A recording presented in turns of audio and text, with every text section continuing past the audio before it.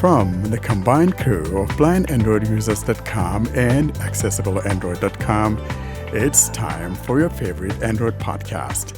Kick back now and enjoy another fine episode from these fanboys and gals as they navigate Android from a blindness perspective. And now, here's your crew. Hello and welcome to episode 171 of the Blind Android Users podcast. I'm Ed Green and I'm joined today by my co-hosts Warren Carr, Austin Pinto, Kirin Kiwan, Sally Kundus and John Dyer. And we are coming to you on Saturday, the 16th of March, 2024. In this week's episode, we continue our look at OneUI in Android Basics, and John demonstrates the Digital Wellbeing and Parental Control settings. In our Spotlight section, we talk about a raft of recently released new phones from a variety of manufacturers. And in the App of the Week, Warren demonstrates the document and RSS reader, Quickify. Well, I think there's only one place to start, given his absence, when we do our little around the houses and see how everybody is. Warren, how are you? How was the trip? How was the jet lag? Thank you so much, Ed. Jet lag is still kicking my butt, but I'm glad to be back. And, so many things that one takes for granted. Now that I'm back home, I can't tell you how much I appreciate being home, in as much as it was fun being out there. It's nice to be back home. And I'm recuperating. And for some reason, I keep waking up at like 3 o'clock or whatever. But that's kind of improved from where I was waking up like at 1 o'clock or whatever. And so I'm looking forward to when I could have at least 5-6 hours of sleep. And so I'm glad to be back home. And thank you guys, for holding down the fort and doing the good stuff. I wish I could join you guys from there, but bad internet connectivity, so I could not. But glad to be back here today, and my knucklehead is back home. Yeah, good to have you back. A long old stretch you were away for. Yeah, I saw you were awake early. I think an email came in from the list from you at like 4:08 your time. So yeah, obviously awake, nice and early. Exactly. Yeah. Kirin, how are you? Hello, I'm well. Everything is going well here. I want to say happy Ramadan to everyone who celebrates the holy month. And I want to say a big warm welcome to Warren, who is finally back with us. Sally, how are you? How are the Yanak? Well, Yanaks are really good, doing well, handsome as always. Well, I also want to say happy Ramadan for those who are celebrating it. For me, it's going well so far. The weather is really cold and it doesn't give me any trouble. I like it. And want to say thank you and welcome back to Warren. I hope everything is well over there. It is well, and indeed, you and I keep getting better looking every day. And I can tell you, people out there thought I was the best looking thing ever. It's a good thing. But they didn't see me yet. I imagine that there would be a stiff competition between you and I. Probably you'd be better looking than I. I don't know. I have to check that out. You'll have to go next year, sit and compare. Exactly. Yeah. Austin, how are you? I'm good. So happy Ramadan to those who are celebrating it, and Lent also is on. So both the fasting months are on together, and very happy Warren is come back. We were really remembering him for something or the other each and every episode, like mostly for like if he make any jokes on Pixel phones or something, he would say nonsense. But Warren, one question: did you remember us when you were away? Yeah, absolutely. I remember you guys. Of course, my heart was always back here, wishing I was with you guys, and of course, to kind of rebuttal some of those silly Pixel, negativities that come from you and Ed, because I knew in my absence, you guys are going to beat down on the best looking phone in the whole world. So, if anything, I wanted to be here to fight that off. Yeah, absolutely. Nonsense. John, how are you? I'm doing good. Just a typical week around the Dyer house. Not up to anything new. What about you? How was your week? Good. Lots to catch up on after the Nashville trip the other week. So I was back in on the Friday, but catching up. Also, work was pretty busy, and I'm off next week as well. So Nice. trying to square everything away before that. So yeah, that's good. The other event we haven't mentioned this weekend is, of course, St. Patrick's Day. So I shall be helping the Irish celebrate that tomorrow. Started early and switched out my beer choice to Guinness. And I'm hoping that I can find a pub that will give me a Guinness hat if I drink an irresponsible number of pints. That should be my mission. Slightly less prevalent than it was 20 odd years ago. But maybe I'll still be able to find somewhere that will do that and add one to my collection. Good luck. Thank you.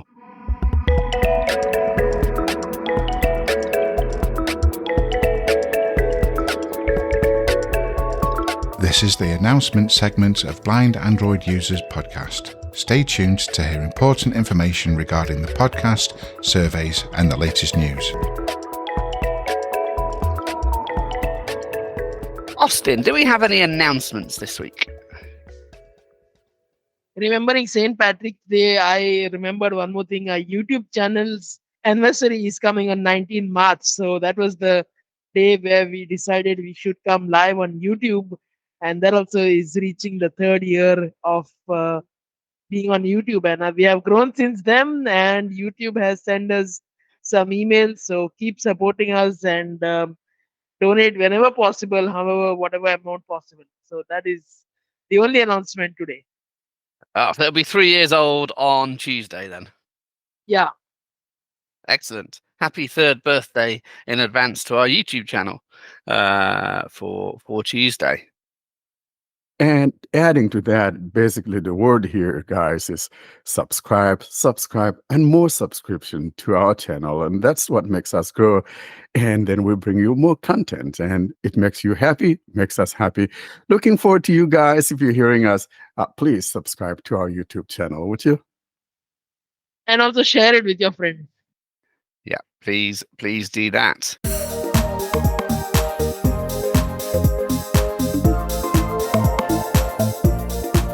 This is Android Basics, in which we bring you up to date on the things that you should know to use your Android phone. Now we move to our Android Basics section, and we continue our perambulation through OneUI settings. This week, John brings us Digital Wellbeing and Parental Controls.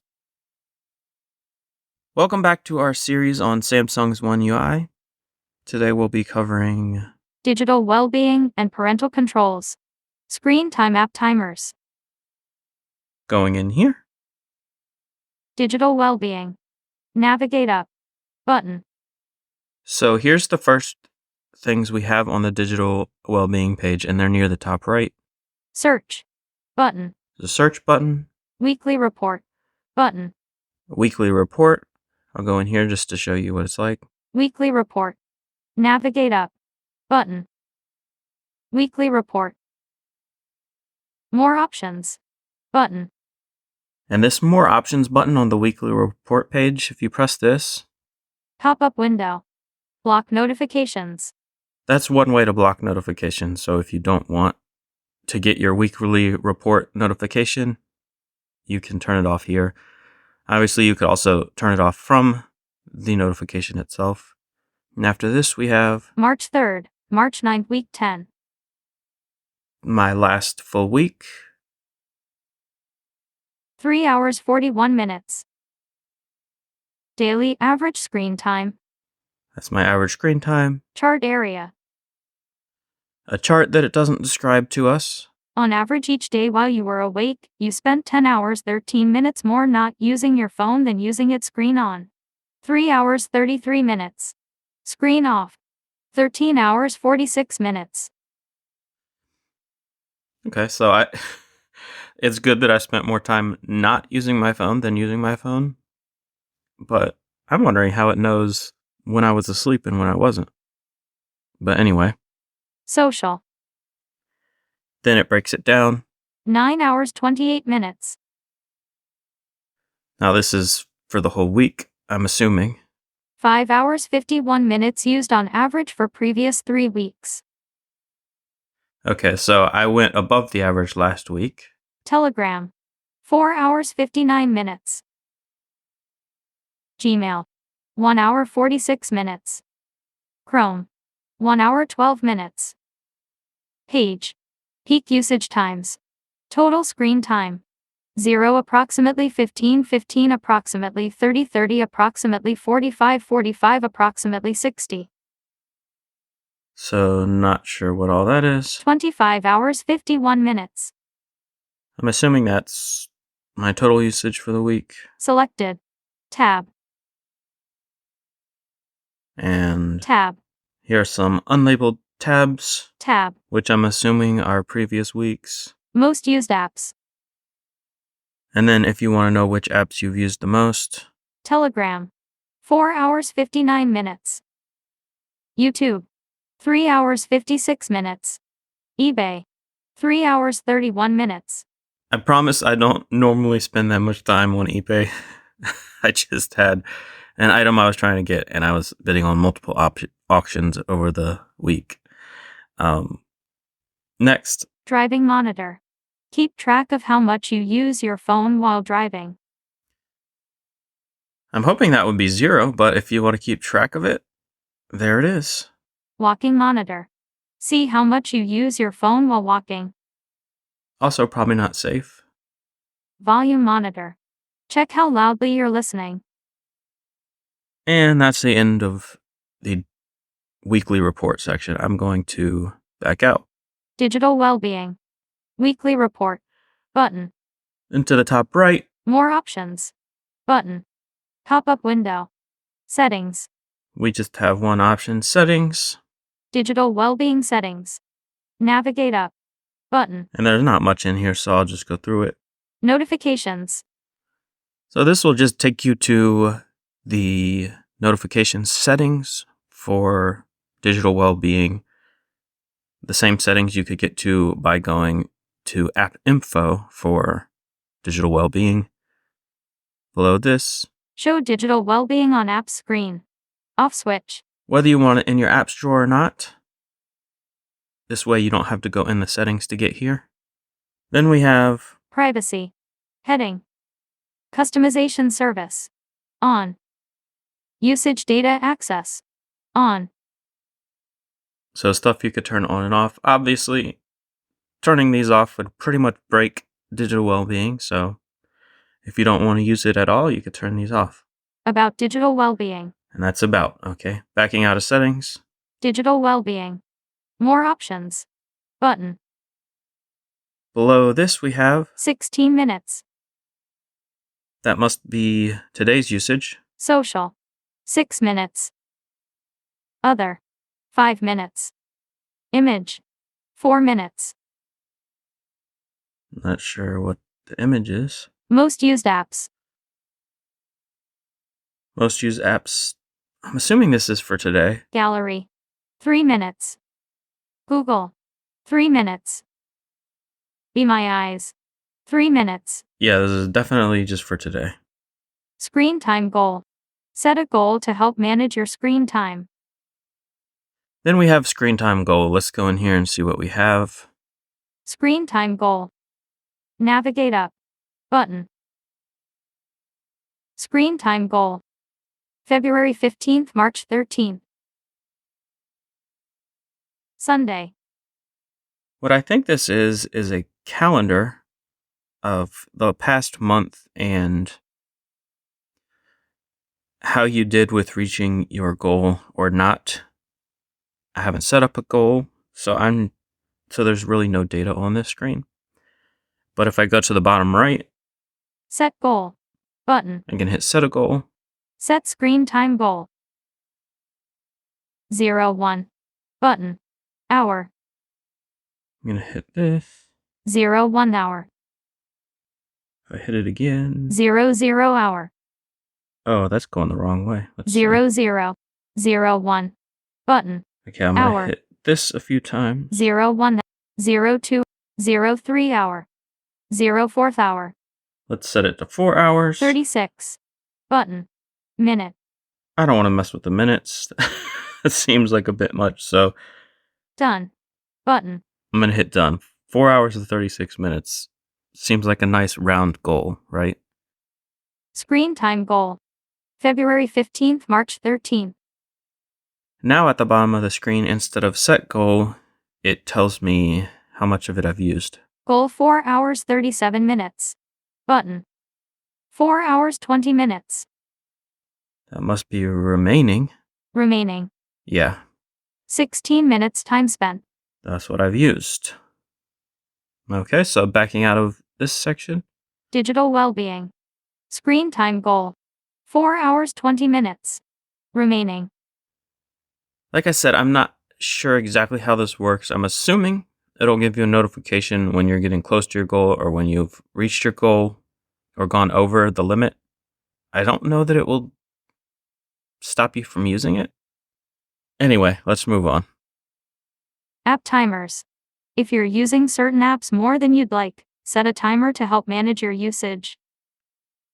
Okay, so similar thing, but per app. Telegram. 49 minutes. Set timer. Button. Digital Wellbeing. 1 selected. So it looks like when I double tapped on that, I have a screen where Not checked. All. Checkbox. Search. Button. Selected apps. I have a selected apps section, Telegram. and I think Telegram's the only one in there. All apps. And then I have all apps section. So if I wanted to add Facebook, Twitter, all my social stuff to this and set a limit for them combined, I'm assuming that's what that would do. Cancel. Button. But I'm just going to leave it just Telegram Set timer. and go Button. to set timer. Set timer 4. Telegram. Selected. Sunday switch. Okay, so you could do it per day. Selected. Monday switch. And then 00. Edit box. Hour. I'm just going to say 01. Button. 1 hour. Hour. 01 hour. Done. Button. And hit done. Digital Wellbeing. App timers. Telegram. 59 minutes left. So now I have a timer on Telegram. Again, not something I've used, so I'll let you know what happens when I reach my hour, because I'm sure I will reach my hour. Next we have Driving monitor. Keep track of how much you use your phone while driving. So these next 3 options are going to be driving monitor, walking monitor, and volume monitor, which is something we also saw in the weekly report. Let's open driving monitor. Driving monitor. Focus on your driving. Obviously, I don't think any of us use this, but I'm just curious. Monitor your screen time while connected to your car's Bluetooth and see which apps you're using the most. You can exclude apps such as those you use for navigation. Okay, so not necessarily driving, just connect to a specific Bluetooth device. So if you wanted to track, your activity while connected to a specific Bluetooth device, this is where you could do that. Backing out. Digital Wellbeing. Driving monitor. Keep track of how much you use your phone while driving. Next. Walking monitor. See how much you use your phone while walking. Going in here. Walking monitor. Avoid distractions while walking. Yeah, that's good advice. Monitor your screen time while walking and see which apps you're using the most. If you're curious which apps you use the most while walking, I guess you'd go here. Start. Button. I'm not going to start this because I don't want it to track me, but here's where you would go to do that. Digital Wellbeing. Walking monitor. See how much you use your phone while walking. Then we have Volume monitor. Check how loudly you're listening. I wonder what this is like. Let's see. Volume monitor. Keep your ears safe. Monitor your volume level to make sure you're keeping your ears safe. Volume levels may be a little different depending on your headphones. Use Galaxy Buds to get the most accurate measurements. Okay, so basically an advertisement. No. I guess if you need help knowing you have your music too loud, you could go here and this might help you. But I think for me, if my ears hurt, it's too loud, so I don't go near that. Backing out. Digital Wellbeing. Volume Monitor. Check how loudly you're listening. And next we have Parental Controls. Add content restrictions and set other limits to help your child balance their screen time. and this is going to be the last part of this section. Let's go in here. Parental Controls. Set up parental controls with Google's Family Link.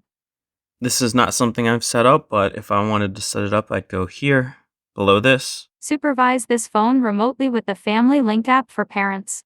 Disabled. Okay, that's disabled because I haven't set it up yet, but this is where you'd go if this device was your child's device. Keep an eye on screen time and set limits as needed. Disabled. That was the next option, and then we have a third option. Add restrictions to Google services, like app approvals or content filters on Google Play. Disabled. Again, all disabled because I haven't set it up, but if you wanted to set it up, you could swipe right or go to the bottom right of the screen Get started. Button. and hit get started. And that brings us to the end of this portion of Samsung settings, so I will now send it back to the crew for further discussion. Thanks very much, John. There are the settings for those who lack willpower. Set all sorts of alarms on your phone if you like to stop you doing various things and can monitor your phone. John, you said you hadn't bothered with parental controls on that device. Do you have a device for Dyer Junior that is parentally controlled? I do, but I don't use Google's parental controls. I just have it's I give them a Samsung tablet, and there's this app called Samsung Kids, which basically replaces the launcher, and then you can just specify which apps are on it and how long you can use each app every day and that sort of thing. So I've never used the actual Google parental controls. I imagine once he gets older and I'm going to want to keep an eye on his activity from my phone, I'm going to enable that stuff. Yeah. Does Samsung Kids, because we have a Samsung tablet too, and I haven't used Samsung Kids, but does that have a way you can kick out to main Android that's parentally controlled? Does it have a way you can get back into the regular Android? Yeah, like if you need to do something with the tablet. Oh, yeah. So if you add a pin, you can add a pin to it. If you try to back out of, if you're on the Samsung Kids home screen and you try to back out of it, it will either ask you for authentication, like if you have a fingerprint set up on the device, or it will ask you for a pin if you've set up a pin, and that will just back you out to the regular launcher. And the cool thing is, like, I intentionally tried to like figure a way out of it, like rebooting the device. And if you reboot the device while it's in Samsung Kids, it comes right back up into Samsung Kids. So it's pretty Nice. solid. So Yeah. you can, so then you could replace the screen lock theoretically, and not bother with that and have it at Samsung Kids level, could you?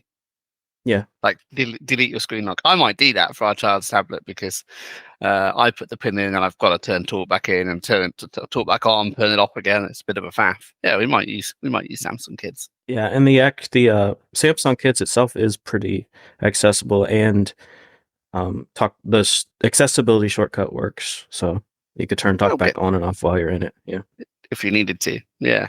Mhm.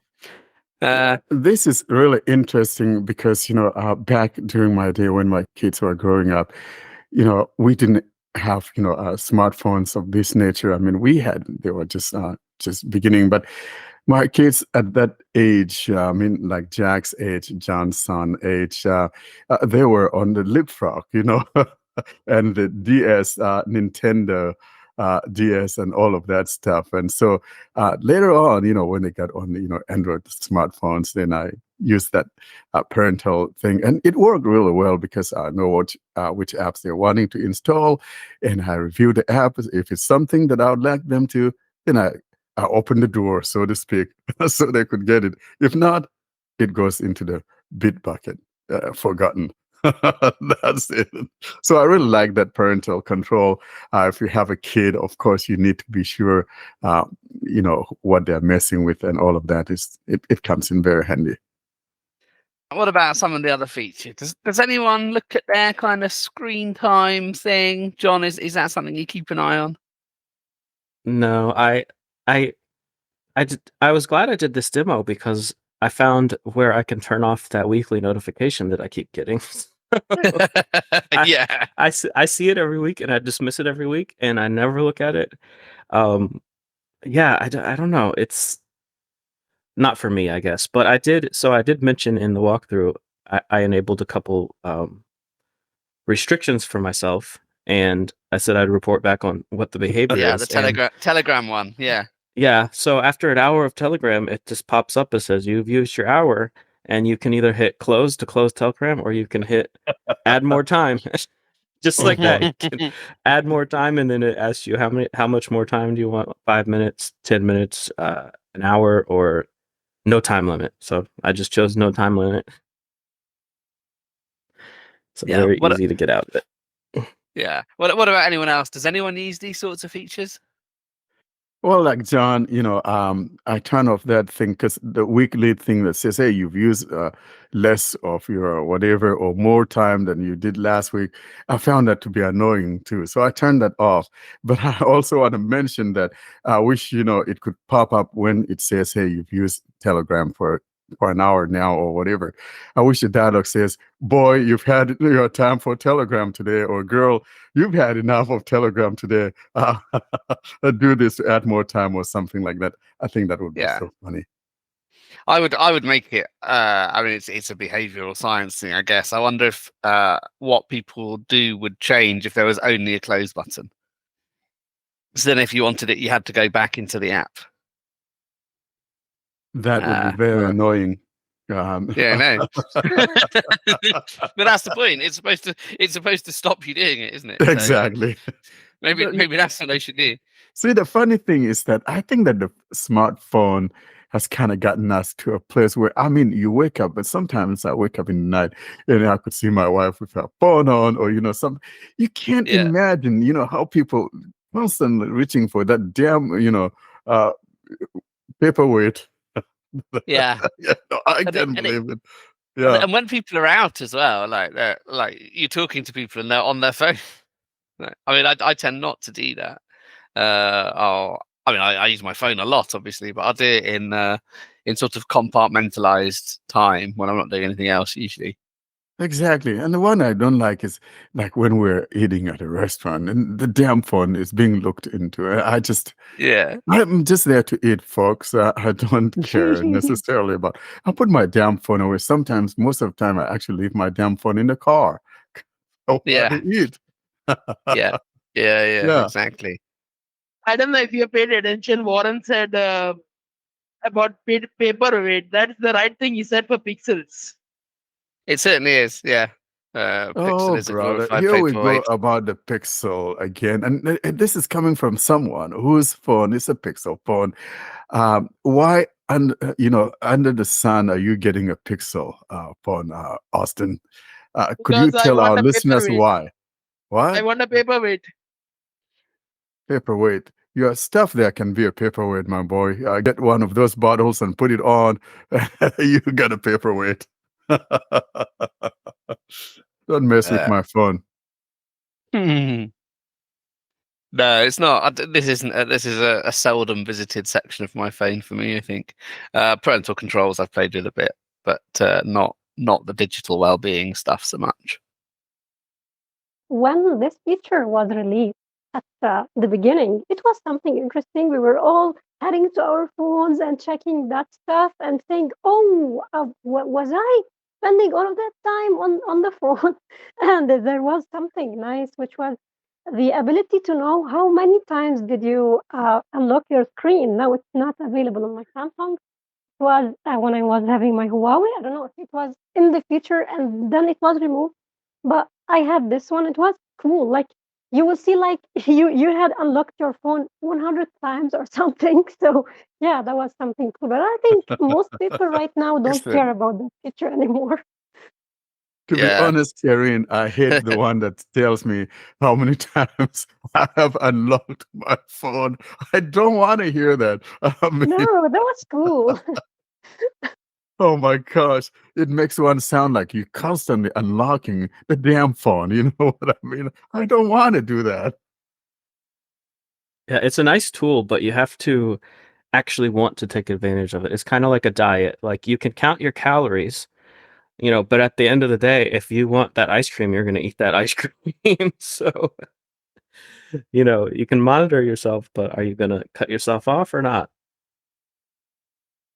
We will always find excuses like, okay, I'm using my phone for something useful or something like that, even if it's nothing actually. Regarding the demo, on my phone, the volume loudness thing is not there. I have only the driving monitoring and the walking thing, but the volume is not here. I don't know if it was um, introduced with Android 14 or if it's not available on iPhones. I don't know. Is that phone running, One UI core, One UI? Karen, is your phone? No, it's the full OneUI. It's on 5.1. Okay. I think maybe it could be that is only in, are you running One UI 6.x? Yeah, John, do you have a phone with the OneUI 5.1? No, I don't. No, this is One UI 6.x that John was demonstrating on. It- Yeah, it may not be in 5.x. I don't remember seeing it before. Not I that I don't went in either. these settings very often, but it's very possible that they added it in One UI 6. They did add a few things in One UI 6.x, so I think it just wasn't there in 5.x.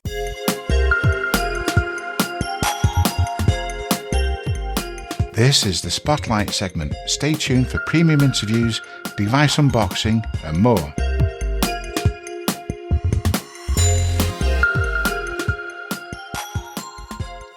Well, let's move on to our spotlight section then. And we're going to talk about a raft of new phones that have been released. I'll tell you what they are before we dive into each one and kind of compare and contrast them. So we have two from Samsung we think we're talking about. One is the Galaxy A35. The other is the Galaxy A55. I've got knocking around somewhere previous generations of each of that series. We've got the Nothing Phone 2A that we're going to talk about, and we have the Asus Zenfone 11 Ultra. Where should we start, folks? Should we start with Galaxy and go from there? Anyone want to kick off this segment and talk about these phones? John, Sally, or Karen, you guys are Samsung lovers. How about we start with this duo of Samsung phones? Okay, so Samsung had revealed finally the A55 and A35. Of course, they were already leaked, and there was a German website that was actually having the phones with all the specs for sale. So the phone was for sale, and all the specs were there. But actually, the A55 is a 6.6 inch. It is bigger than the A54. It has the newer Exynos chip. They say that it's better. It performs better. We should see because no reviews yet. The phone should be available for pre-order. I think on 29 March. The phone should be available in markets. I think that I was reading this today.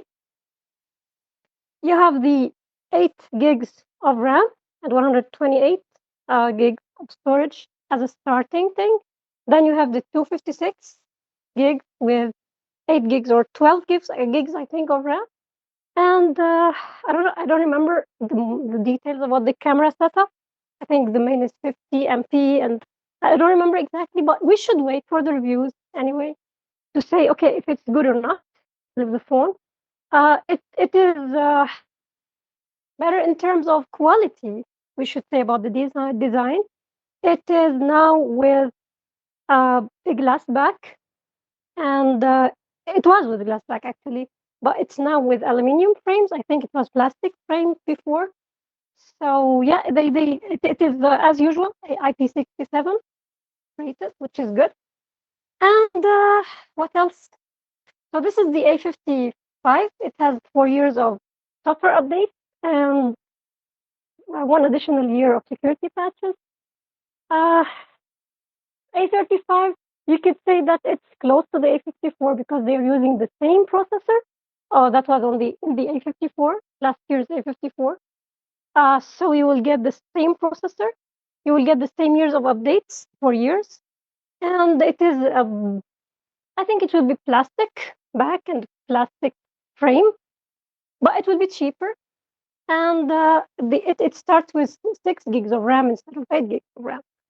So I don't remember with respect to screen, but yeah, if you want to compare them to what's available, if you want to have comments before, and then we can compare them to other phones that people can purchase. Because actually, currently, I'm now in the market for a new phone, so I'm just so much into those things and was comparing stuff together. So yeah.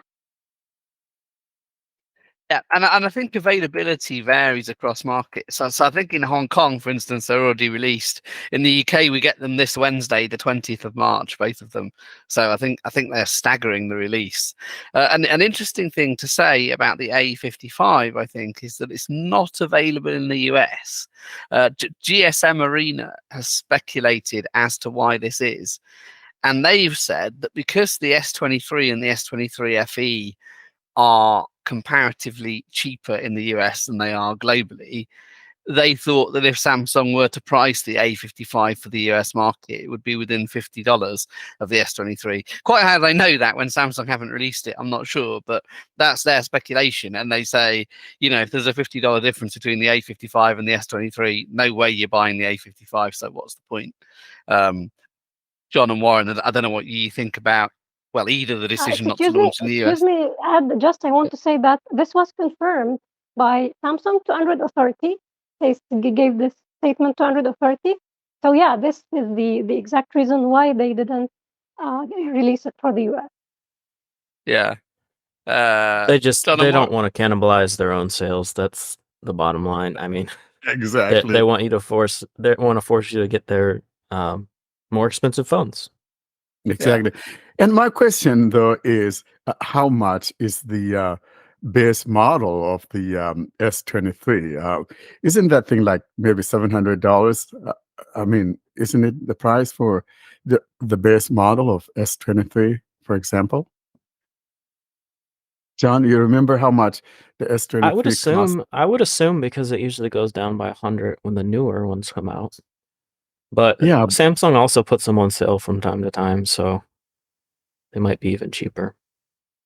I thought the A54 was $450. Yeah, so exactly. That's not even close. Yeah, exactly. Unless they planned on making this one much more expensive this time around. Yeah, unless if they're making it $550 or something like that. Now, frankly, I don't think I want to buy that for $550 if they're going to make it $550. You know what I mean? I don't know. If the A55 was available in the US, Warren would be very happy because the phone uses dual SIM, or you can use a single SIM and another SIM slot is shared for an SD card. And I like the fact that phones use the eSIM, because when I took my Pixel overseas, I kept my Google, Wi-Fi, Google Fi Wireless running, and then I got a local SIM out there, and so I switch between them, or depending on what I'm doing. So I like this whole idea of this dual SIM. I never really thought I would like a dual SIM phone, but it did come in handy when I traveled. Most especially, using my Fi out there was a little bit more expensive as to using a local SIM. Yeah.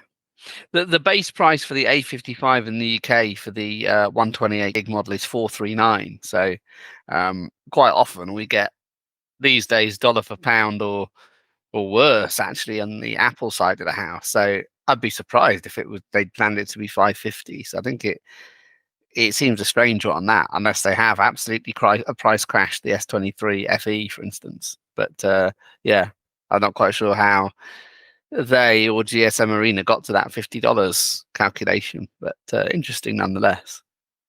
I think it may be 479 or 499 here in the US. I think it'll be if it were to be brought here, it will be about $500. That's Yeah. my guess. Yeah. Maybe then. Yeah. Fair enough.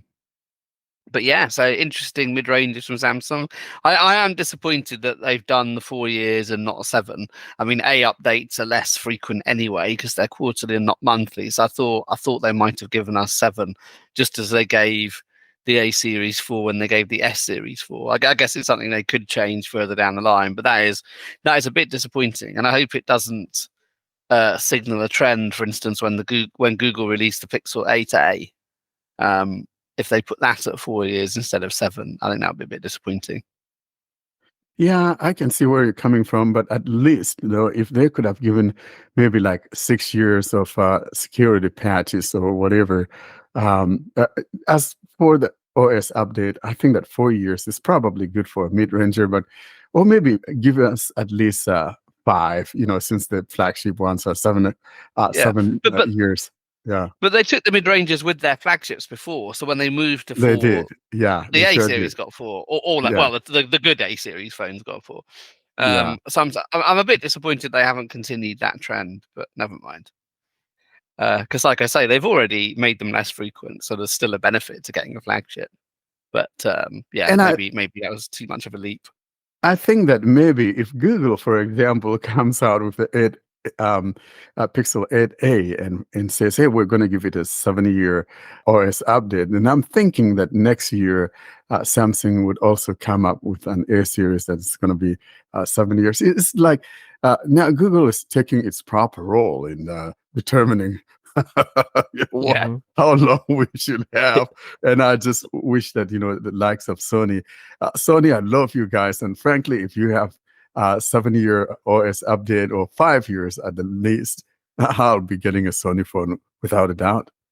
The thing about the Pixel series, though, is their A series uses the same processors as their flagship phones, so it's easier for Google to say, we'll support this for 7 years because it's got the same processor. So if Google comes out and doesn't support it for 7 years, that's going to be upsetting. Yeah. That totally Interesting. makes sense.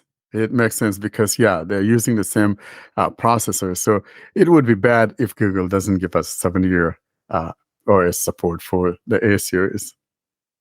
Well, other than that, they want to maintain the differential between the two devices. That's their reason for not doing. But hopefully, they'll do that in hardware terms rather than software ones. The next phone I think it'd be interesting to talk about is the Nothing 2A. I hope actually the interesting development I'm looking forward to from Nothing this year is when the 3 comes out, whether we might get a 3 Pro or whether the 3, given this new A series, might be slightly more pro-ish. Why I think this phone is quite interesting is that it offers a 12 gigs of RAM and 256 gigs of storage in the UK for £349, which I don't think is a bad deal at all, really. That's a damn good price for that phone. Now, frankly, if one is looking for a phone, especially a mid-ranger, that would be the one to get at that price. And I don't know, it's not coming to the US. It's one of those things. Again, of course, I was reading something, a little interview where one of the CEOs was talking about the reason as to why they're not bringing it to the US. They're being cautious, and most especially the carriers in the US here are not partnering with them. And so that's one of the reasons why it's not coming to the stateside. Have they said anything about software updates? I must admit I haven't looked. I didn't look into its software support, since it's not coming. So I guess that's a little bit Yeah. selfish on my part. But also my experience that I had with it, with the Nothing 2, where I had to return it. I mean, I wanted to keep it, but I don't remember what it was. I think it wasn't making calls on my network or something like that. And the same thing was true with the OnePlus 10T or OnePlus 10, whatever. Or else I would have been, an owner of both of those phones. So I just hope that maybe one of these days, some of the carriers, especially maybe AT&T or T-Mobile, would jump on board, and then we'll see some of these phones. Because you guys tend to have all the good stuff, and we don't. And sometimes I'm a little bit jealous. Yeah, we get a lot of phone choice, certainly here in the UK. Sometimes you have to order them from Amazon, but they're they're UK stocked, and then some of the electrical stores will sell them. Carriers can be a bit limited. I mean, I saw the Nothing Phone one briefly. I liked its build, and I liked, it was a nice looking phone. I might try and have a check out of the 2A, but like we were saying, sort of £349 for 12 gigs of RAM and 250 gig 6 gig storage, almost regardless of whatever else it does, is quite good. It's a good buy. Yeah. Yeah, that's Right. literally half the price of the Nothing 2 phone, and same specs. Well, same memory and storage, I think. Yeah. No, it's Regarding the software update, it is for 3 years, like Nothing Phone. This time it will get 3 upgrades, and it starts with Android 14. So we are now on Android. It was released with Android 14, so it should get until Android 17. Not bad. If you think then that the Samsung 8 gig 256 A55 in the UK is £489, that's £140 more. Now, it may well have better other specs, and it gets 1 year more software updates and 2 years more security, but still, I think the Nothing Phone is still looking good against it. Now, the Nothing 2A, isn't it running like on one of the newest 700 series of Qualcomm chip? I don't remember. Does anyone remember what chip it is running on? Which one do you mean? The 2A? Yeah, the Nothing 2A.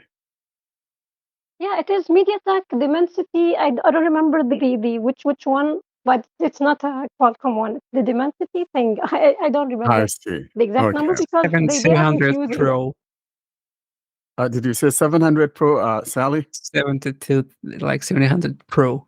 Yeah, Okay. the MediaTek Dimensity. Okay. Yeah. And lately the MediaTek chips have really come up, and they're great contenders, and so it's not a slouch by any stretch of imagination. It's a good phone, and frankly, I wish I could get one to play with it, if at the least unbox it and review it for our channel. But we don't have it, so I can get it. One small thing regarding the two phones, because they are just competitor, and the Asus is a different category actually. So people who want to purchase a new mid-ranger should also take a look at some other alternatives, like the OnePlus 12R, which is doing great. I think it will be slightly more expensive, but it is really something that people should look at. It's really powerful, and it has, it has better value for money, I think, compared to the A55. And the other phone that people could also take a look at is the Xiaomi Redmi Note 13 Pro Plus, which is also should be close to the A55. I'm more into the OnePlus 12R because it's a better phone, but unfortunately here we don't have it, and it's not available in many countries. So unfortunately we're just limited in choice. But the Xiaomi Redmi Note 13 Pro Plus and the OnePlus 12R are alternatives that people should take a look at if they want to to try to find the thing that will work for them. The 12R has the same 4 years of updates as well as the A55. The Xiaomi one has only 3 years.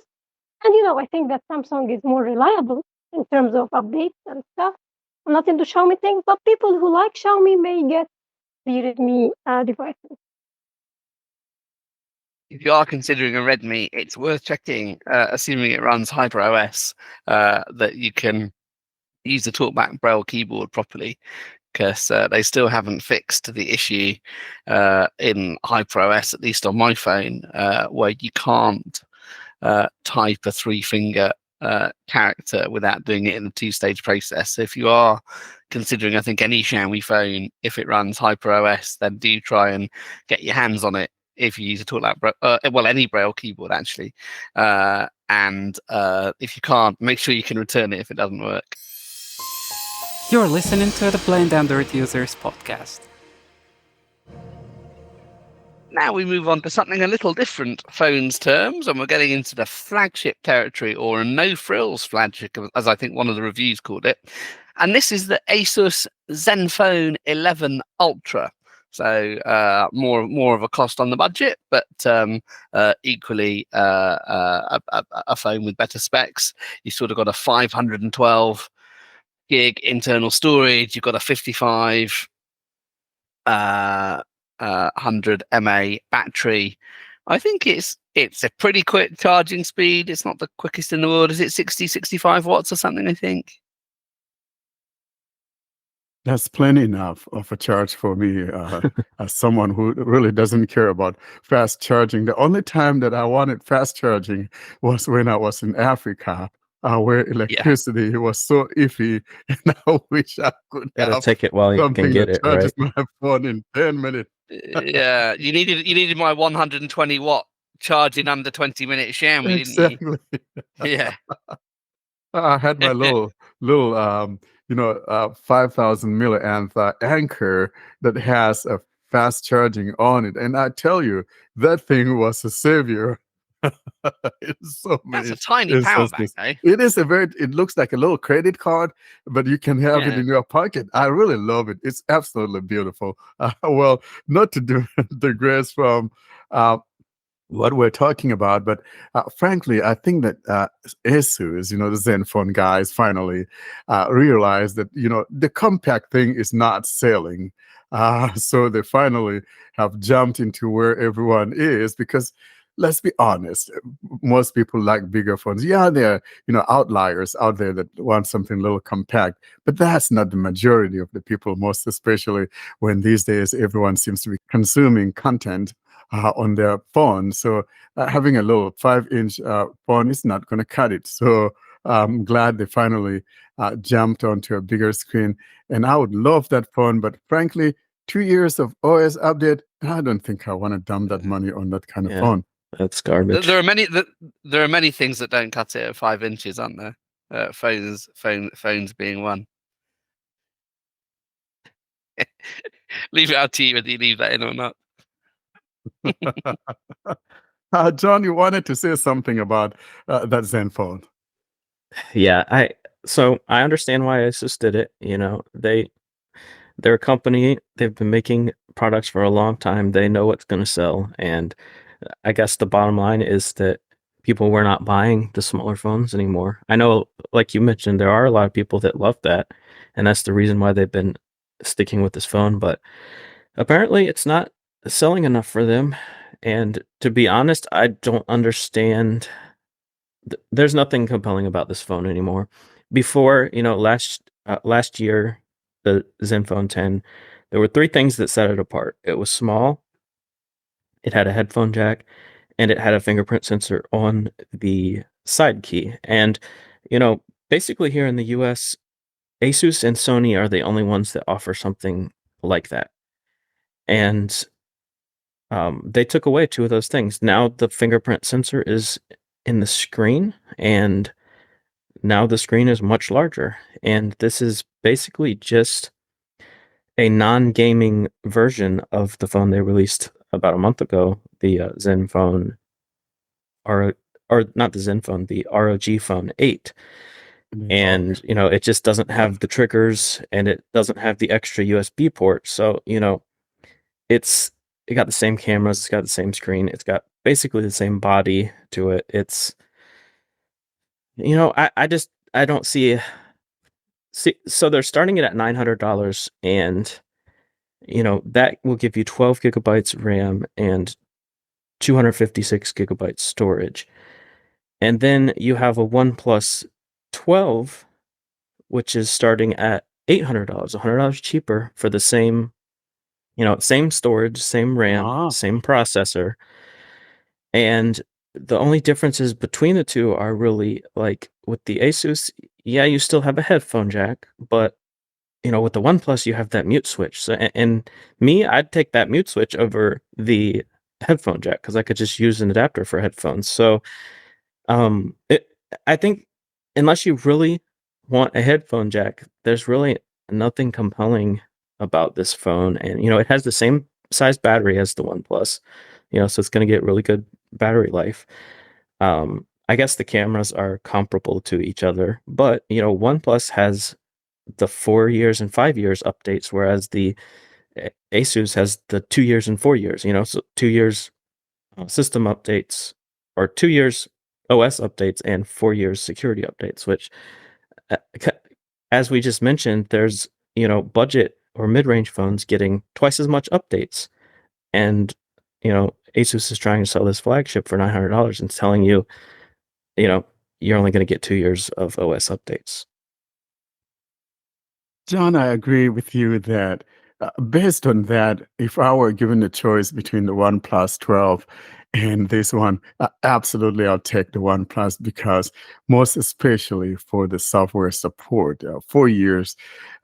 I may not keep it for that 4 years, but at least knowing that it has that, and then the resale value is also going to be a little bit better than something that only has like 2 years of OS updates. So frankly, I'll take the OnePlus any day over the Asus. It's so unfortunate though, because I like the whole idea of having the headset, headphone jack. I mean, I don't seem to have any more of those. Maybe now and then I have, those hybrids that come with the headphone jack plug on the headset, but that may not be something that compels me to buy this phone. I think if anything else that would keep me away from it is the OS updates. That's only limited to 2 years, as to at least 3 or 4. I don't know why they chose to do that. Asus and Sony, you need to come up to where the boys are playing. It's time to quit this little kid stuff and do the right thing, shall we? Yeah, I'm trying to think how many my Sony got. I think it was 2. The Sony I had, it did get the 2 years of software updates, I think, that they promised, but then it needs more. I've got to say though, like, I know this is possibly just me, but I hate the fingerprint sensor in the side key. I don't know if it's just me being slightly weird, but sometimes I want to look at the lock screen and not have my phone unlocked, and I don't like touch or raise to wake, and it just feels weird that the way I have to do that is to put a wrong finger on the side key to have that lock screen show. So like, put it in the back if you want a physical one, or like somewhere that's not the unlock button. Put it on a volume key or something. Well, Ed, that makes two of us. I've never been a fan of having the finger reader on the power. I don't know. It just never appealed to me. I don't like that. I would rather have one at the back of the phone, or just give me the in-glass one. But if you're going to give me a physical, fingerprint reader, by golly, put that thing on the back of the phone. Don't put it on my power. But I Or a don't know. volume key or something, but because I want to get to the lock screen sometimes, and it just feels weird that I have to put a finger, like have an incorrect fingerprint registered in order to be able to do that, or to have like touch or raise to wake, which I don't like anyway. Yeah, I had so I don't like double tap to wake or raise to wake, so I have those disabled. But Asus also lets you have a one finger swipe up turn on the screen. So I had that enabled, so I would just do that instead of press the power button. But yeah, you can't press the power button just to look at the lock screen unless you change the setting to have it make you swipe up every time to get off the lock screen. Like, it'll unlock, but it'll leave you on the lock screen. The way Samsung does it on their foldables, where they have the side fingerprint button, I don't know if they do it intentionally or not, but if you just press the button and take your finger off, it will keep you on the lock screen. Like, you have to actually press the button and keep your thumb there for it to unlock. Like I said, I don't know if they designed it that way or not, but it is easier on a Samsung device to just, if you just want to look at the lock screen, you just press the button and take your thumb off, and it'll stay on the lock screen. I don't mind the under glass ones. I think for me they're fine. Samsung, I think they have it slightly lower than other manufacturers tend to. So if I'm switching between my occasionally used Samsung phones and something else, then it'll take me one try to get used to where it is again. But I do prefer the in-glass ones. I have grown so used to the in-glass ones as well that, I get it first time every time, most of the time. So it doesn't bother me at all. I really like the in-glass ones. So I'm not missing anything about the capacity of, fingerprint readers, either on the back or on the side. Yeah. Yeah. No, like my OnePlus and the Xiaomi, the OnePlus I used to have, they both have really good ones. You hit it first time and for me it goes. You're listening to the Blind Android Users podcast.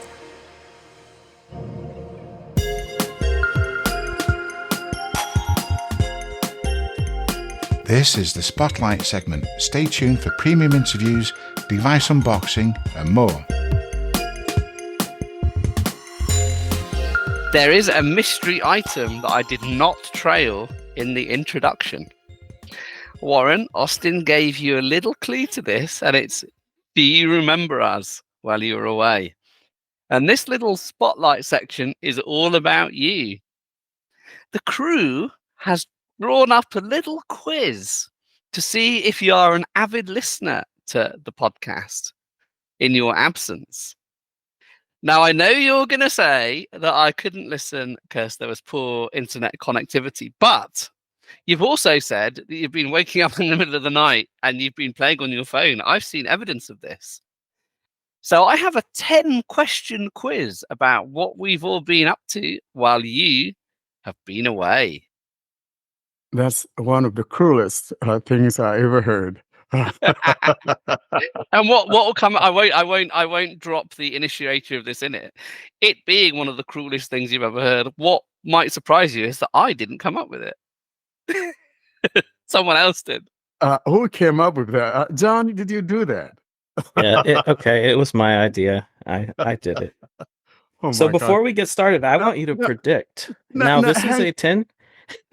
This is a 10-question quiz. But hang on, So you're going John. to get a grade at the end. You're going to get a percentage. I want you to predict what percentage you're going to get. I think I'll get a between 30 and 40. But before we do, frankly, I thought all this while John was my buddy. What's up with that? Should I rethink my position on this?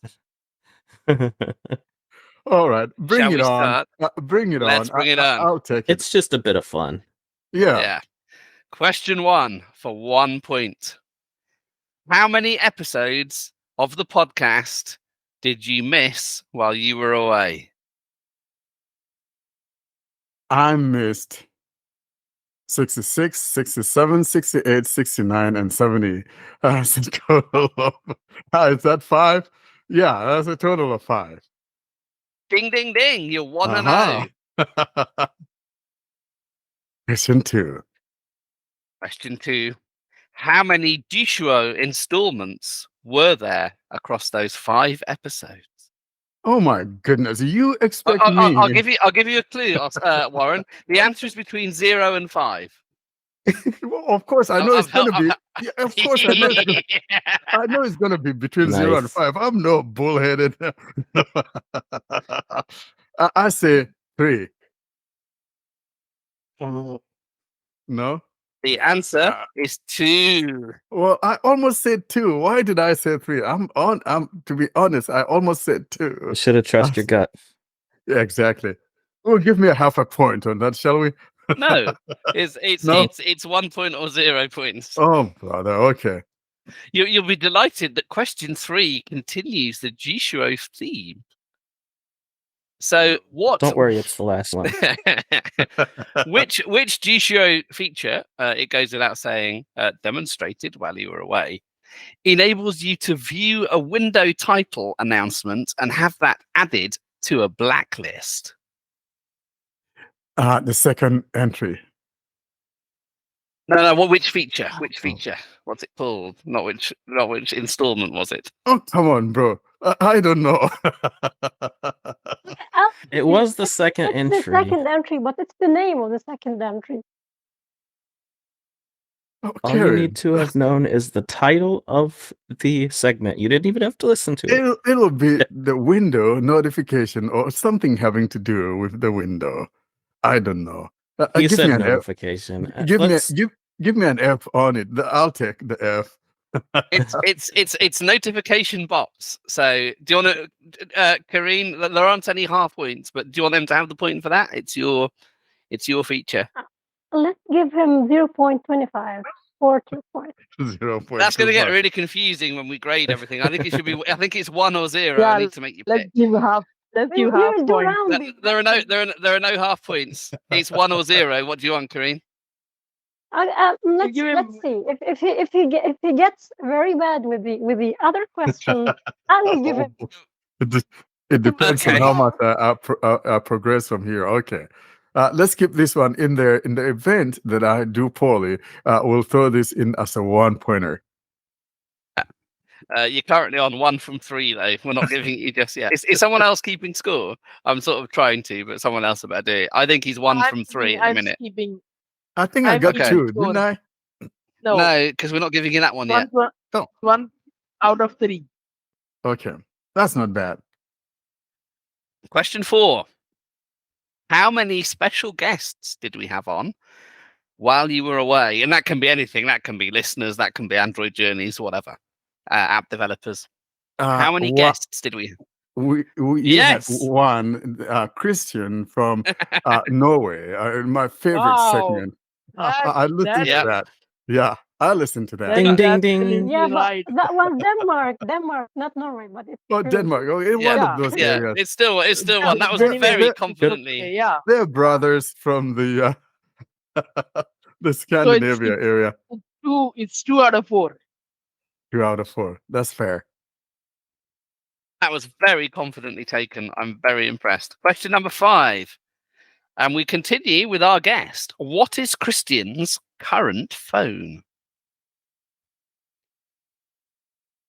Oh my gosh, it's I listened to it. Frankly, I know it's frankly I don't remember. I think it's a Samsung phone, but I don't remember the Can I the give mo- No, I don't think so. You may as well guess a phone model. just a phone model. You might as well guess a phone. I think it's Well, a yeah. S20. I want to say it's S24. Goodness. Well, I was listening to that thing, but I was also falling asleep. It was like at 8 o'clock in the evening, and my eyes were getting that dream dust in there. So, frankly, I don't remember the model. It's a Pixel 8 Pro. Pixel 8 Pro. That's oh gosh, yeah. Now You that definitely say it, fell asleep. yeah, I did. You missed the happy ending. I You missed would've the really happy enjoyed that. ending. Yeah. That's such a shame. All right, question number 6. Is that or number 5? Yeah, No, number that's 6. that was Number 5. six. We're on number 6 now. Yeah. How many tip of the week installments did we have across the 5 episode? Hint again, it's between 0 and 5. Of course, it will be between 0 and 5. Just stop that. Okay, 0 and 4. I think there were 3 of them. There were none of them. There No was none of tips them? of the weeks. No. That is 0 that tips is of that. correct. We missed That you, is- Warren. That is Doggone straight it. on. John, what happened? How come you didn't bring I a little know. tip of the week? I said that's Warren's job. Oh my People will God. get tip of the week in 5 weeks. In cricketing terms, that is stumped. That was a stump. Okay, I got Yeah, stumped. he came very aggressively down the pitch to that, didn't Yeah. he? We had 3, That's a trick but no, question. we actually had none. Yeah. No, Maybe- I'll tell you, maybe- 2 you and do- 6. Yeah, may- jet lag did me real bad because, to be honest, Yeah. even with my family, I kind of get irritable for some reason. It's part of it. I turned off my Yeah. phone yesterday when people were calling. I kind of got irritated. Yeah. So you're at 2 from 6. So like 30 Yeah. to 40 is I looking think we're gonna right, throw that. actually. We're gonna throw that one that Karen was No, gonna well, give we're gonna me. see. We're gonna see. We're gonna see how it is at the end. But Yeah, but you I might think go on a I think streak. We We're are not going gonna to Well, no, we do are it I yet. going to I think you're on track for 30. Okay. we are Yeah, going to your review prediction was we are right. going to we are going to review the decision with the Third Empire. We Okay. will. Yeah, for that other one. So Okay. question 7. While you were away, which phone did John review? It was a Zenfone. Eh. No. No. The OnePlus Which 12. Well, I'll be, mud turtle. So he's probably not going to get this next question. No, either. I'm not. I can't. Yeah. You was might get this. You might get this You next can question guess. because Yeah. because you might well guess at it. And if Mhm. you if you think about the brand, This is you bad. might This is you might absolutely guess. bad. Guys, So, you but- should have told me this earlier. Well, no, because we then you didn't want you to didn't study. prepare. Yeah. Like, well, Well- literally, what would have been the point? Yeah, but here in the US, we give you practice questions. If you're taking a Hey, I've been giving you really useful clues, like the Come number on, of bro. installments is between I 0 gave and on. 5. I Like, gave what are you you talking practice about? questions But that of the course, I know friend it's between 0 and 5. Is that what 5 episode time is? Okay, the question for that, the hint for the next question maybe -5 to +5. So, Minus question 5 8. plus 5. Okay. Question 8 then, and I think you probably, if you think about it, you might get something here. What about the OnePlus 12 did John not like? What about OnePlus 12 that John did not like? This is just going to be a very wild guess here. And oh my goodness.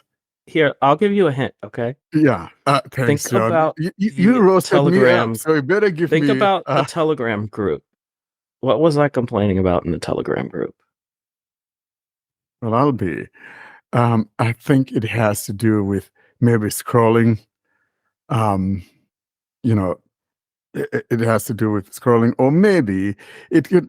Well, I can have two. I can be guessing two things.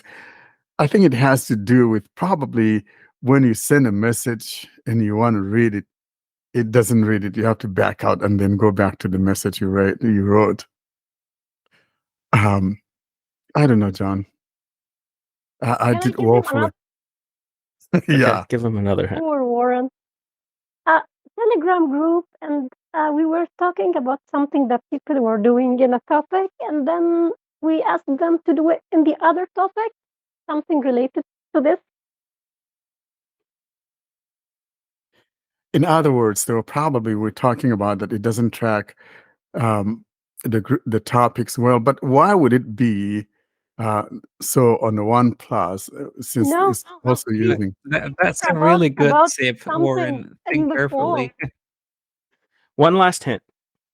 I demonstrated the issue I was having by leaving a voice message. Okay, I You gave him lost the it. answer. Guys, You gave him give the me, answer. No, sorry. give me. He doesn't. He didn't like the microphones. They were compressed. It's so yeah. Well, exactly. Well, John talked about that in our Telegram group. Yeah. That he didn't like. And I even commented on it. Remember, Yeah. I, So you I should have even said. made a comment on it, but frankly, Yeah. that didn't even cross my mind at all because No. I'm thinking, Telegram, and I'm thinking maybe scrolling is not working right, or maybe Mhm. topics. But then why would it be specific to that topics will not work? The issue of the voice message just totally So our hints eluded threw me. you off, is what you're saying. Yeah. Okay. Okay. So One question plus. 9. You Yeah. need to find a point from somewhere to meet your lower end of the prediction, or we'll have to give you the G-Show point. The question 9. John demonstrated a guitar tuner app for App of the Week. I What listened was to that? What was that app called? It's called Guitar. a guitar something, but I know he recorded that thing called something, the road something. Gosh, I remember. I All just right. don't remember the You want name of the multiple app. choice?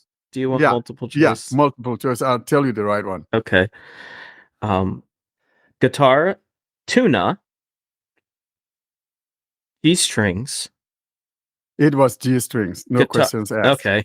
Yeah. Okay. That's what it was. Yeah. Okay. So Like question very 10. aggressive shot from Warren. No, Well, yeah. 'cause I remember Question, I listened to it. question 10, and there's no hints or clues for this one. Okay. Name one product from MWC that we discussed. Oh gosh. What's the name of that company? Something M. Um, Only frankly, M&M. Frankly, I don't remember, Ed. So now the G show is gonna be G show that I don't like is gonna be my rescuer. Yeah. Well, that would take it. If we give you the G-Show point, you're currently 3 out of 10, which is your lower end of your prediction. If we give you the G-Show point, you get a 4 out of 10, which is the upper end of your prediction. Yeah. Kareen, I think you are the referee here. Does he get The third his empire. point? Yeah, he will be getting this bonus point, but he will still doing a failure. So he failed. Indeed, he did fail. Oh, Yes, come But on. he did But, predict. He girl. did predict the result. So he did. He if was very if good. we learned anything from this, it's set I your was goals spot very on. low. Yeah. And one more thing, we learned that if you are on a long vacation, come back and read the show notes ASAP. Exactly. Exactly. That would have been my salvation right there. All right. So since Warren, you couldn't do well enough, your punishment is using Jishu for a week. Okay. I'll put What I I'll put it agree. on. I agree. I think Good. that's an amazing one. Yeah. And not only that punishment, you need to send some recordings to a Telegram group that you're doing it. Oh Yeah, boy. that Oh will boy. prove it. Okay. I will ask you guys to help me, frankly, because I don't even know where to begin to get the APK for one thing. Number two, AccessibleAndroid.com or whatever it is. What is it? AccessibleAndroid. What? yeah, that I comes. don't know. Are you serious? No, I'm serious. Whoa. It's on Accessible No, Android. I'm asking Ed. You should Android.com confidently, not. Is it accessibleandroid.com? Well, you're not you're not commercialized. You should be .org. Yeah. Now we are .org. calm. Yeah, but It's your I fault. just You've got I the wrong just want the webpage. APK. You know what I mean? And I have to eat dog food now for a week. See, in spite of giving him the G Show point, he's calling G Show the dog food. We should take away the point. Oh, come on, bro. I thought you were my buddy. Well, that was good fun. So you're a very good sport. Thank you for doing that. Thank you, guys. You are now onto our App of the Week segment. This is where we demonstrate an app showing you whether or not it has accessibility issues or not. Should you have an app that you would like us to feature on one of our episodes, feel free to send such an app to contactus@blindandroidusers.com. And now, here's this episode's App of the Week. And we close this week with an app of the week. So Warren has redeemed himself from that abysmal performance and provided some content. And this is an interesting document and RSS reader, Quickify. Hi, for episode 171 App of the Week, this is demonstrating Quickify, Quickify. Quickify is an electronic reading app. In other words, you can use it in reading documents, books, etc. For today's demonstration, I'll be utilizing my Pixel 8 Pro and using TalkBack 14.x. I am on my home screen now and will navigate my way to the folder of my eBooks reader, and therein we'll find the Quickify app. Folder. eBook readers, 4 or more items. Here is my ebook folder. I'll tap here to activate. Kindle. The first thing we heard is Kindle because I have 2 pages of the ebooks readers. I'll now swipe with 2 fingers from right to left to move to the second page and find Quickify. Page 2 of 2. Here I am on page 2. Put my finger down and tap on Quickify. Quickify. Quickify. Side menu. Button. Detected. Image. Icon. Upon launching the app, the first thing we heard was side menu, and that's found near the top left corner. And going right from there, we have the title of the app, which is Quickify. And then to the right of that, we've got a couple buttons. The first button before the one on the top right is Create folder. Button. Create folder. In other words, you can tap here to create a folder. The last button there on the top right will be Toggle day or night theme. Button. Toggle day or night theme. In other words, if you want to change it to a light color, you tap on that and that changes it to a light color. By default, it's in dark mode. That's all the buttons that we have on the top. At the bottom, we have one single Add documents. Add documents, and that's what we have. In other words, you could tap here to add a document or add a book, add a file, whatever it is you want to add to your reading list. You can also share things like web pages or web articles with Quickify if you want them read by Quickify.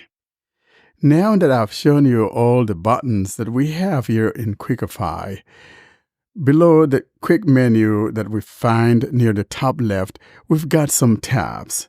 In other words, we've got like 3, 4 or so tabs here.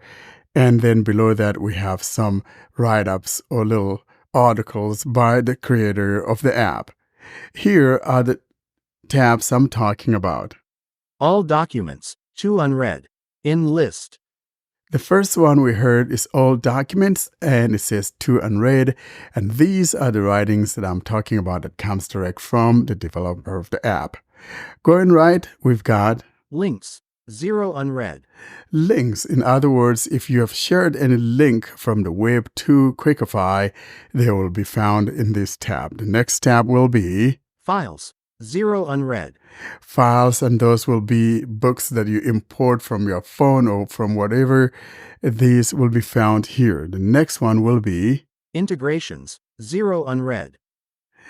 integrations. It means you can integrate this actually with some of your social media apps such as Telegram or Twitter and things like that. And by the way, it's X now, and that's what that means when it talks about integrations. Today. 2. In list. And now below there, we get today, and it says to enlist, and these are the writings I was talking about. The first one is, I dream to read more and built the best reading app out there. and then the second one Quickify. Quick tour. is the quick tour of Quickify. We'll come to this and show you how you go about reading these things or books that you've imported. But first, though, let's go ahead, though, and tap on the top left top corner and on that side menu. Side menu. Button. Here's that side menu. Let's go ahead and tap here. 0 minutes time spent reading.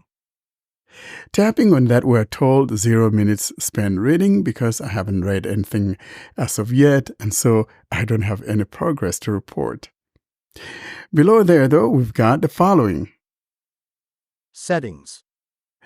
We have settings, moving down, Highlights. highlights. In other words, if I highlighted any phrases or whatever, will be found right here in the highlights. So if I tap on it, moving down, Archive. archive, of course, has to do with things that I've decided to archive. Moving down, Reading history. reading history is going to show me my reading history, the things that I've read. Moving down, Read from clipboard. read from clipboard. In other words, if I copy something to the clipboard and I come here and I tap on read from clipboard, it will actually read what it is that I had copied to the clipboard. User guide. The next item here is the user guide. And last item, Feedback. we have the feedback. If you tap here, you're going to see the different modes of contacting the developer, including things like WhatsApp or Telegram and the like. That's the last item here.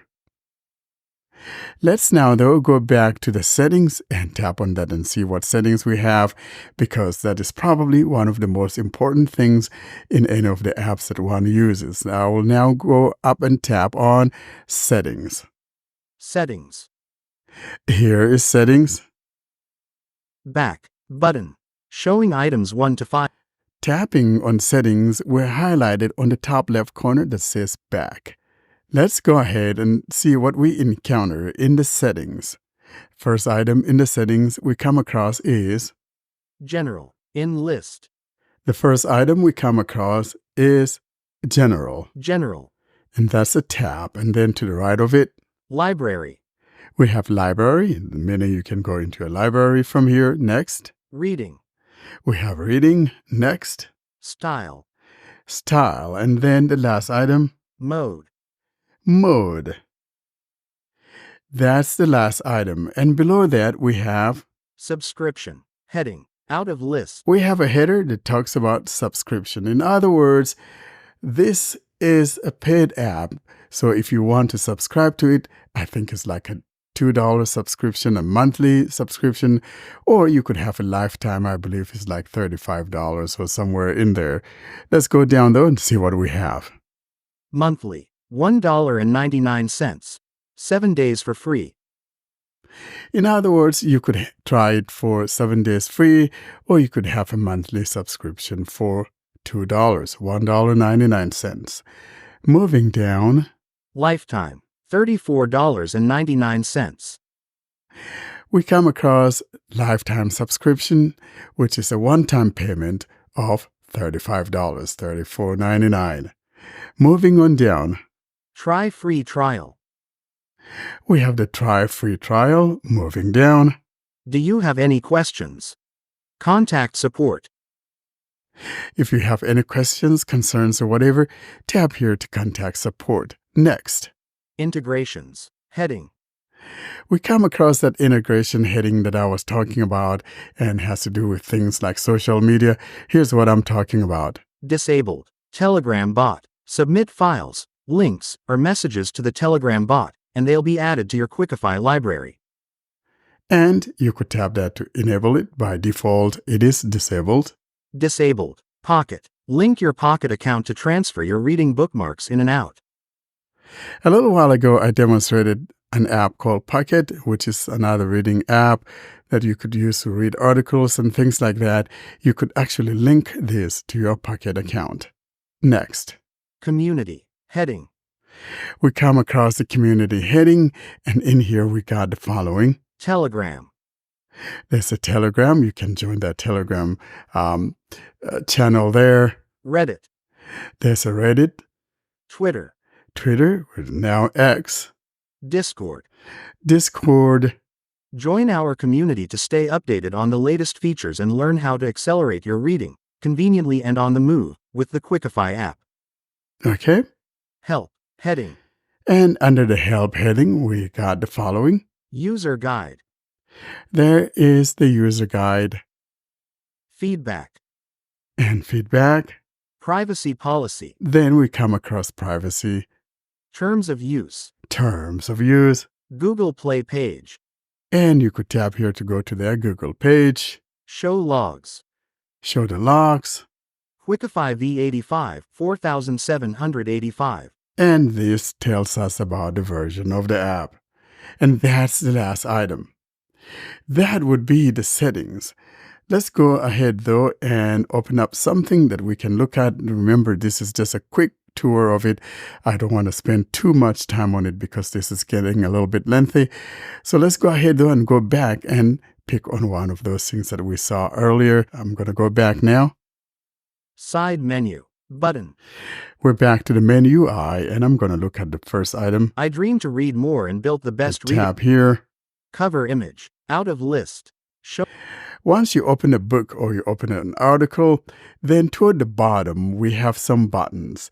Starting from the left, we've got, 5 minutes 58 sec time left reading.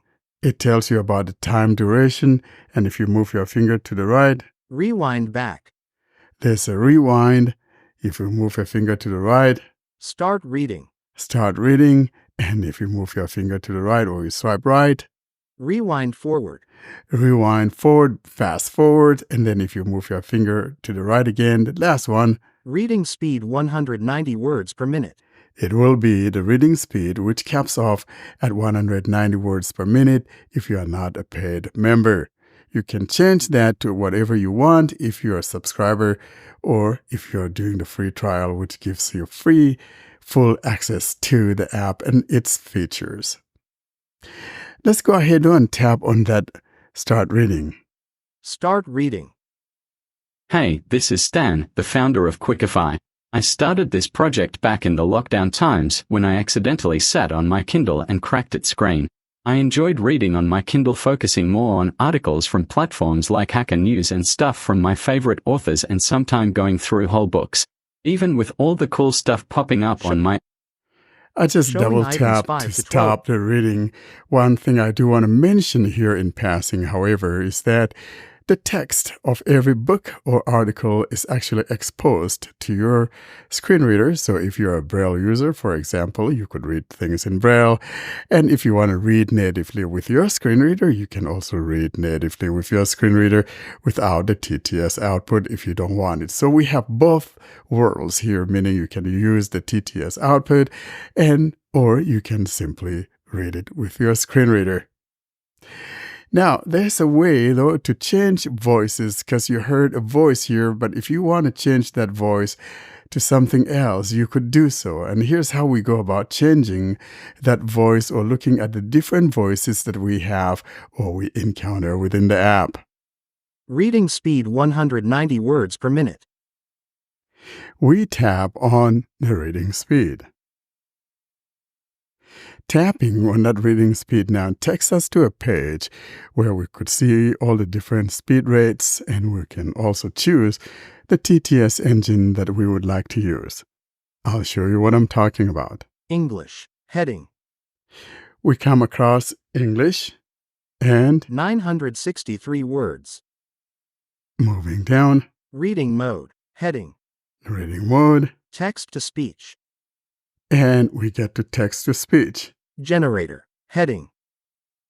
Microsoft Server speech text. We come across Microsoft Server speech text, Voice. Heading. and then we got the voice. William. We have William, Voice pitch. Heading. and then we have the pitch. Now, if we want to change from William, or if we want to change from the Microsoft speech server, for example, let's start though with changing from the Microsoft speech server. Microsoft Server speech text. We tap here, Pop-up window. Acapella TTS. In list. Showing items and to it shows my acapella moving down. Auto TTS. Keep going. Seer voices. Those are my local text-to-speech engines that I have on the Google phone. Speech Services. Google Speech Services, Microsoft Server speech text. Selected. and that's the one that is checked by default. Going down, Multilingual TTS. keep going down. Natural TTS. Natural TTS, RH voice.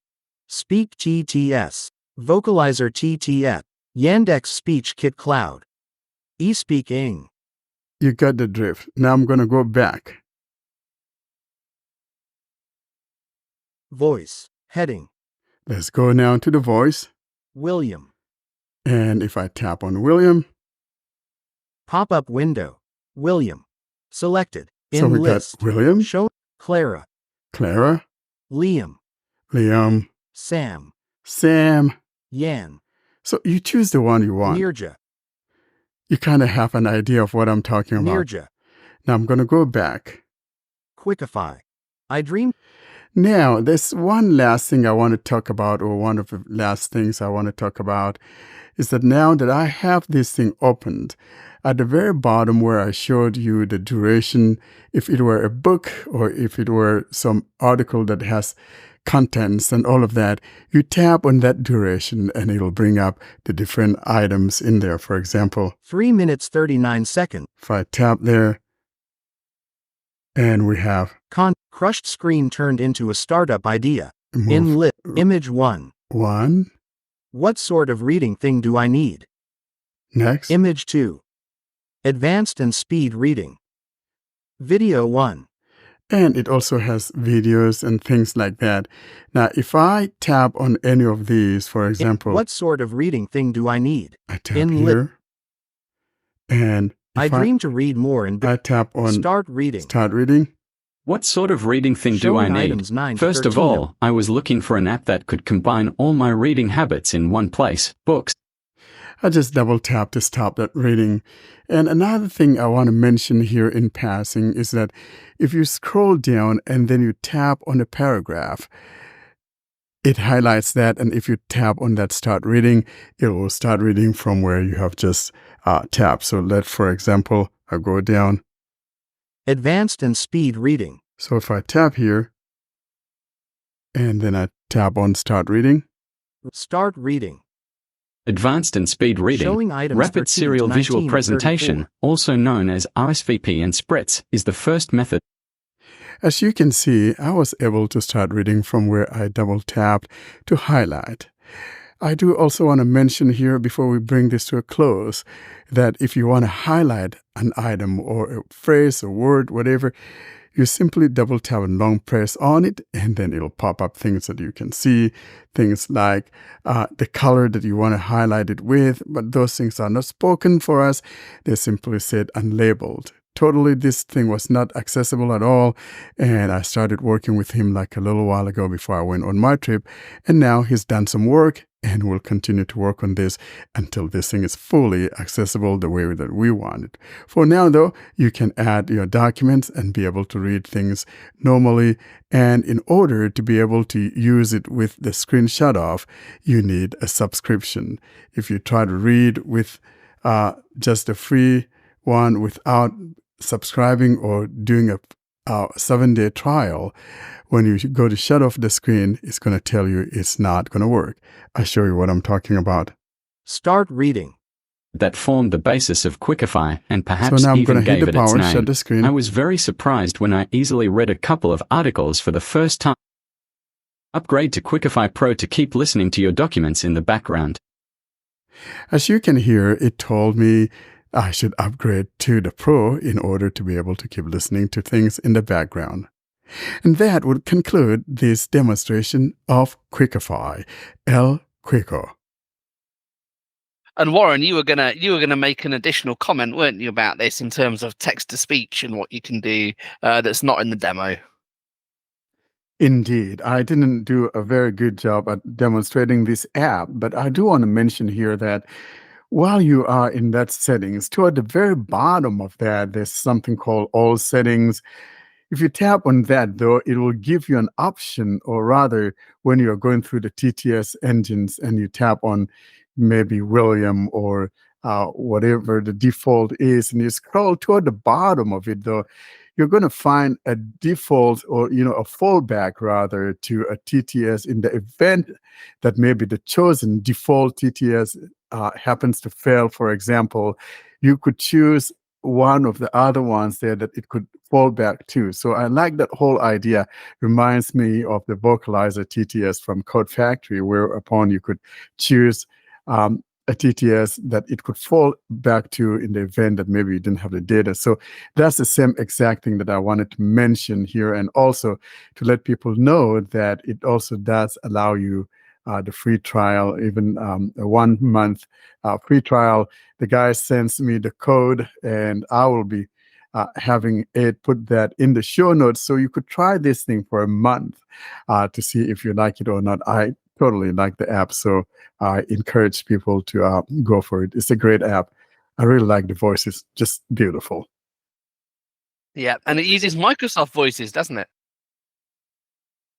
Yes, it has the Microsoft voices, but when you tap where it says that Microsoft server or whatever, you have other options there that you can choose from. If you're not a fan of the Microsoft, you want something else, those things are already in there. So I think a lot of thought was put into developing this app, which is one of the things I like about this particular app, and looking forward to having him come on here as guest, and we're going to have a fun time with him. So the app is free, and you can subscribe to have additional features, right? Exactly. The app is free, and you can subscribe to have additional features. The one thing is that there's no ads. At least I didn't see any ad in there. The only holdback, though, is if you're using the free version, as I demonstrated toward the end of the demonstration, is that if you want to shut off your screen, you're not going to have that continuous reading if you're using the TTS output. However, the plus is that you can the text is exposed to the screen reader natively, so you can read it if you have a Braille device, or if you happen to prefer to just use your screen on and just use the your talkback or your screen reader, whatever it is, you can also use that. So, like I said, a lot of thought went into developing this app, and I'm happy with it. It's one of those few apps that I've been excited about, of recent. Yeah, but are there limits regarding the online voices? I mean, number of words or something, or you can use them without any limit to the free version? Didn't you mention the speech rate? You can't increase the speech rate with the free version. Is that also Oh yeah, a that's premium feature? true. It seems you can't change or increase the speed rate if you're a free user. It kind of seems limits it as 190 words per minute. For me, that's intelligible enough. I don't think I want to go beyond that though. But everyone is different. So if you want a higher speed rate, then you have to subscribe, and it's not much. It's like $2 a month. Or you could have that lifetime subscription for $35. And frankly, I think given what the app does and all of that, it's not a bad plan at all. Yeah, I mean, okay, I listened to the demo that you did, and the speed is good, I think. But I mean, the limit to how many words that a person can read or something, but there's no limit. So I read I read like maybe 2 chapters of a book with it. And so maybe I should have read a little bit more to see if I got limited or something. But so reading 2 chapters, I think that was substantial. I didn't see any limitations. Like I said, the only limitation I observed was when I shut off the screen. But I'll have to read some more. But I don't know, to be honest, if there's any limit to how many words you can read. I didn't see anywhere in there that indicates that. Maybe there was, but like I was only giving a quick tour of it, I might have skipped over that. It didn't say they were when I had a look at what Pro unlocked. It didn't mention a word limit. What will it do if you put your phone in airplane mode? My guess, though, if you want to use it in an airplane mode, and if it's using these online voices, the good thing is that you can choose your local TTS, so you're not limited to just the online voices, for example. So if you're planning on using it offline, for example, voices offline, I'll suggest that one use a locally stored TTS, maybe either your Google Voices or one of the a cappella voices or whichever TTS engine that you have that is locally stored on your phone.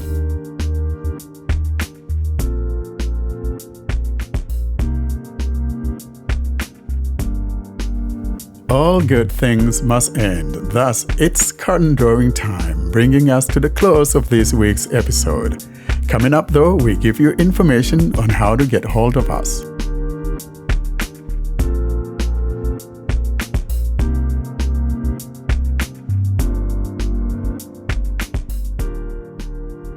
That brings us to the end of this week's podcast. Austin, how can people get in touch with us? To contact us, you can send an email to contactus@blindandroidusers.com. You can join a mailing list by sending an email to Blind Android Users plus subscribe at groups.io. You can join our Telegram, Facebook, Discord, and subscribe to our YouTube channel. The links for everything will be at the bottom of the show notes and also in the video description of the YouTube channel. And also the links are in the websites panel of the YouTube channels. Well, thank you very much, everybody. We shall see you next week. Have great weeks. It's bye-bye from us. Say bye-bye to the nice people, everybody. Bye, everyone. Thanks so much for listening, and thanks for having me back. I'm so thankful to be back with you guys. Bye, everyone. So bye, everyone. Goodbye, everybody. Goodbye, everyone. Bye.